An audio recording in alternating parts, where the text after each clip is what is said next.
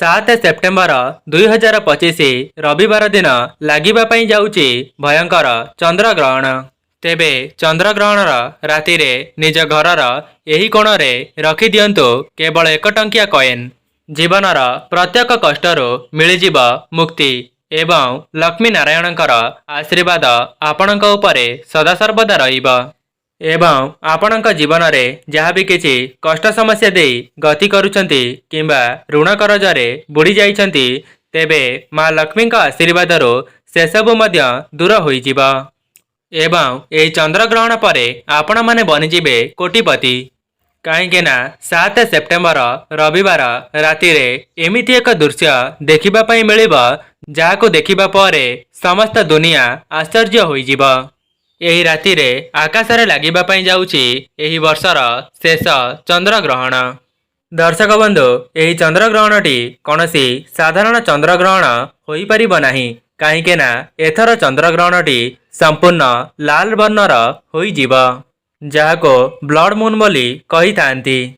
ଆପଣମାନେ ଯଦି 7 ସେପ୍ଟେମ୍ବର ରାତ୍ରି ସମୟରେ ଆକାଶକୁ ଦେଖିବେ ତେବେ ଚନ୍ଦ୍ରଟି ଧଳା ରଙ୍ଗର ଦେଖାଯିବେ ନାହିଁ, ସେ ସମ୍ପୂର୍ଣ୍ଣ ଲାଲ ରଙ୍ଗର ଦେଖାଯିବେ, ଯାହାକୁ ରକ୍ତ ବର୍ଣ୍ଣରେ ଦୃଶ୍ୟମାନ ହେବା ବୋଲି କୁହାଯାଇଥାଏ। ଏବଂ ଏହି ଚନ୍ଦ୍ରଗ୍ରହଣଟି କୌଣସି ମାମୁଲି ଚନ୍ଦ୍ରଗ୍ରହଣ ହୋଇପାରିବ ନାହିଁ, ଯାହାକି ଏହା ସାଧାରଣ ଚନ୍ଦ୍ରଗ୍ରହଣ ନୁହେଁ, ଏହା ଏକ ବିରଳ ଚନ୍ଦ୍ରଗ୍ରହଣ ହୋଇଥାଏ ଏବଂ ସମସ୍ତ ଜ୍ୟୋତିର୍ବିଦ ଏବଂ ବୈଜ୍ଞାନିକମାନେ ଏହି ଚନ୍ଦ୍ରଗ୍ରହଣକୁ ଅପେକ୍ଷା କରି ରହିଥିଲେ। ଏହି ଚନ୍ଦ୍ରଗ୍ରହଣଟି ଭାଦ୍ରବ ପୂର୍ଣ୍ଣିମା ଦିନ ପଡ଼ିବା ପାଇଁ ଯାଉଛି।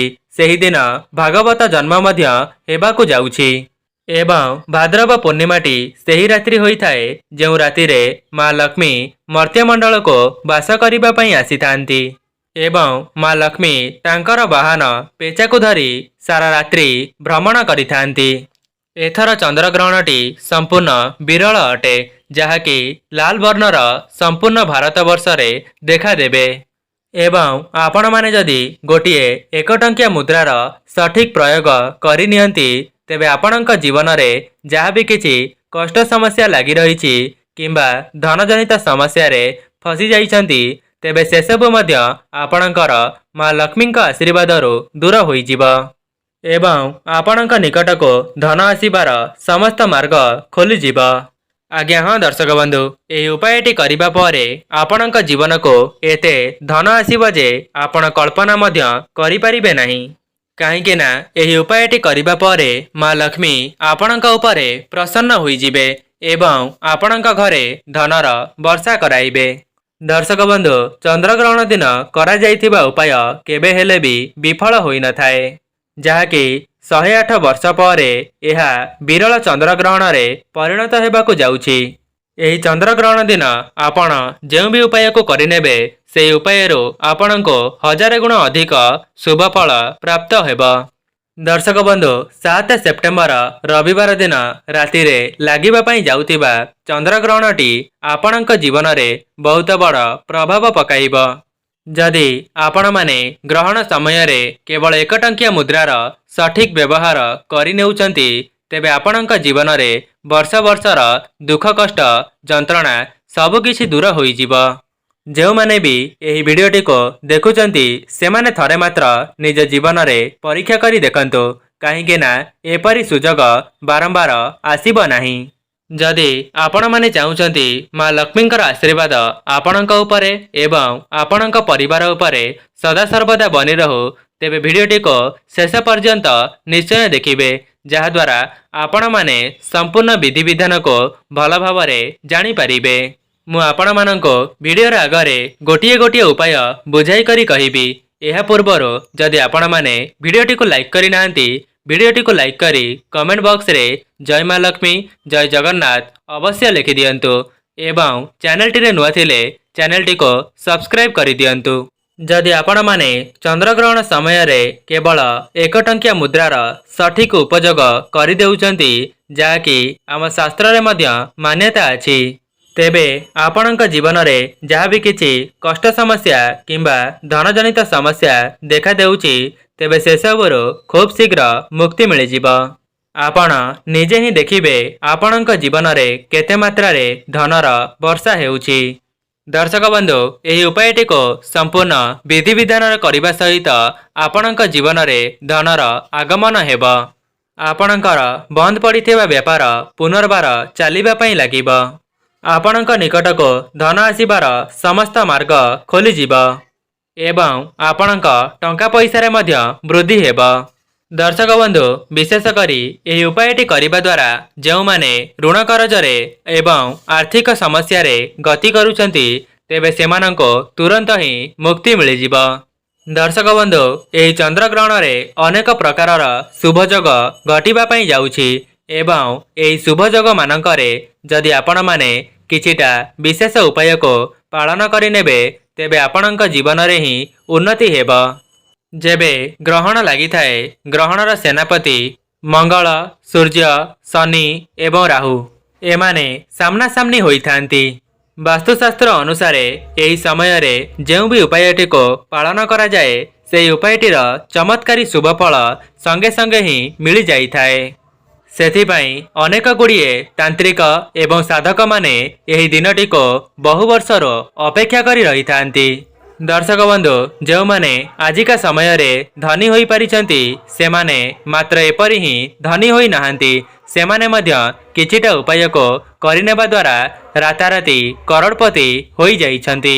सेमाने मध्य अनेक भल दिन मानकरे किछिटा उपाय को करिनेबा द्वारा सेमानंकर भाग्य परिवर्तन होई परिछि।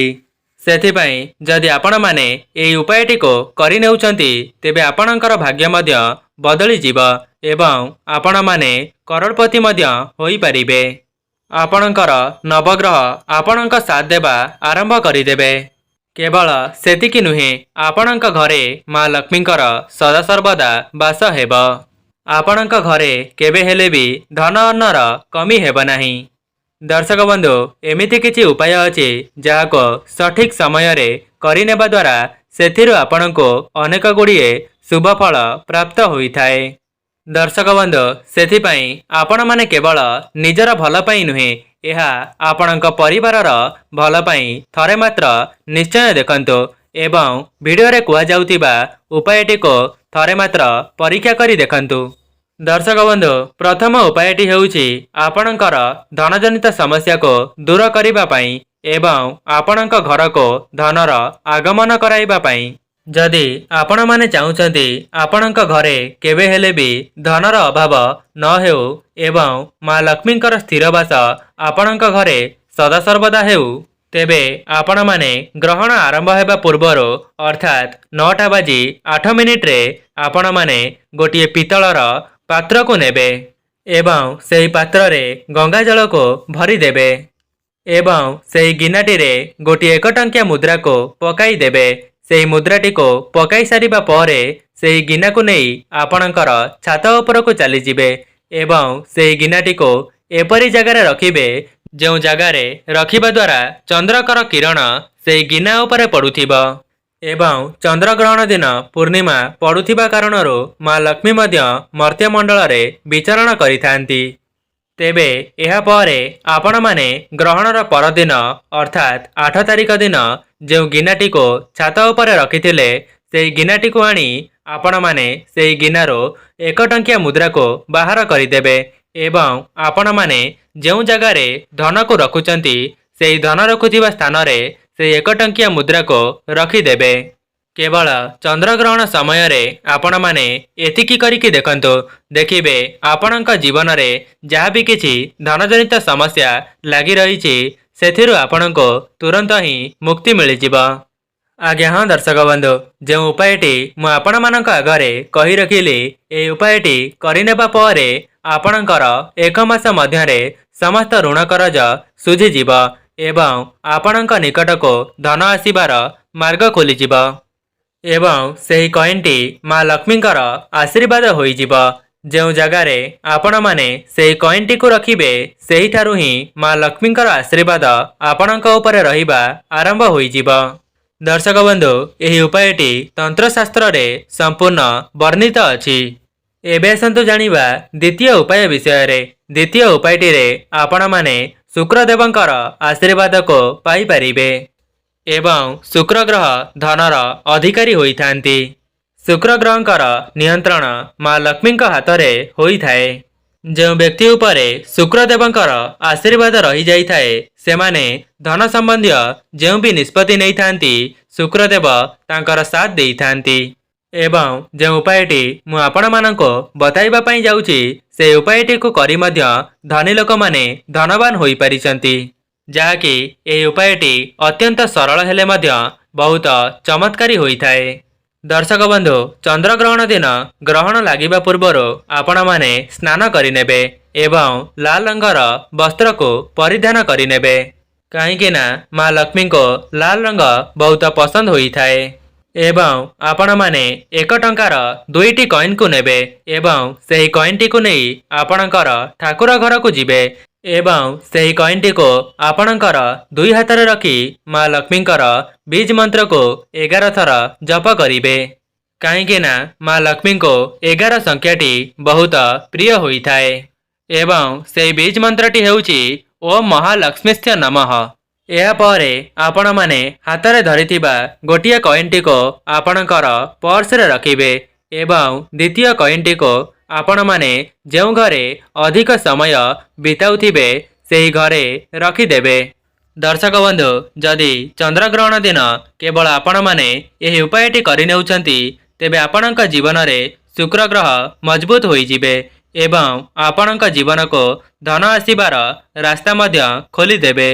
जो माने भी यही वीडियोटी को देखुचंती से माने निज जीवन रे उन्नति पाई यही उपायटी को जमा हेले हाथ छड़ा करंतु नाही कहीं ना यही विरल चंद्रग्रहणटी आपणक जीवन रे पुनर्बार आसीब नाही।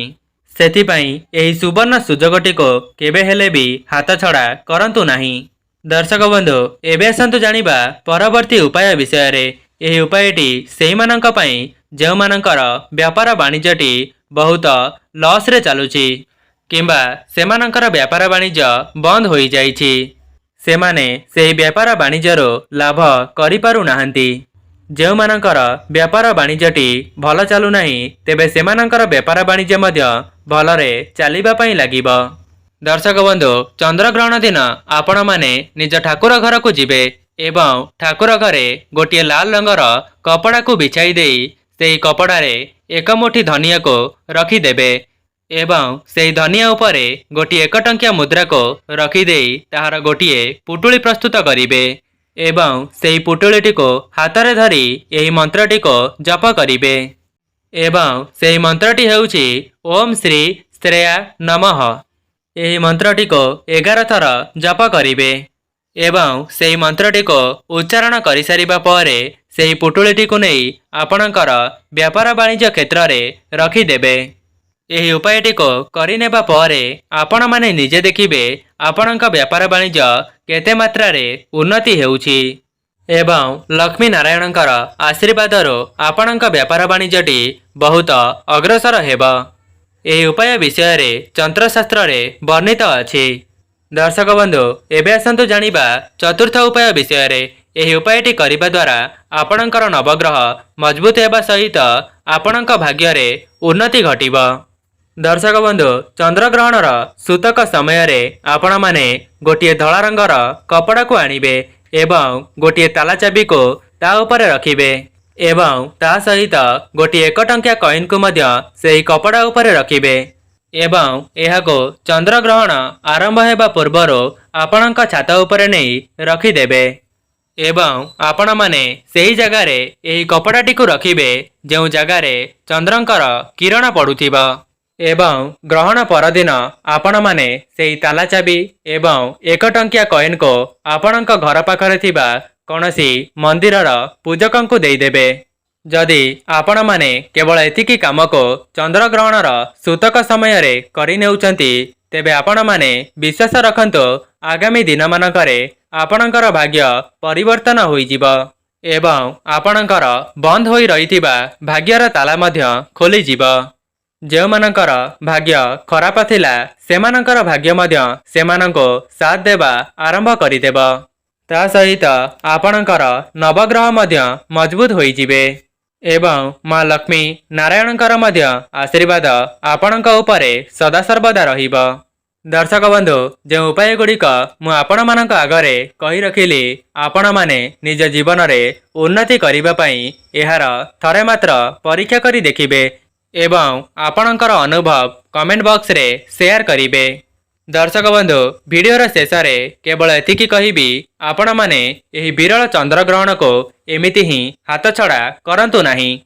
तेबे दर्शक बंधु जदि आपण माननको वीडियोटी भल लगी थाए वीडियोटी को लाइक करी कमेंट बॉक्स रे जय माँ लक्ष्मी जय जगन्नाथ अवश्य लिखि दियंतु।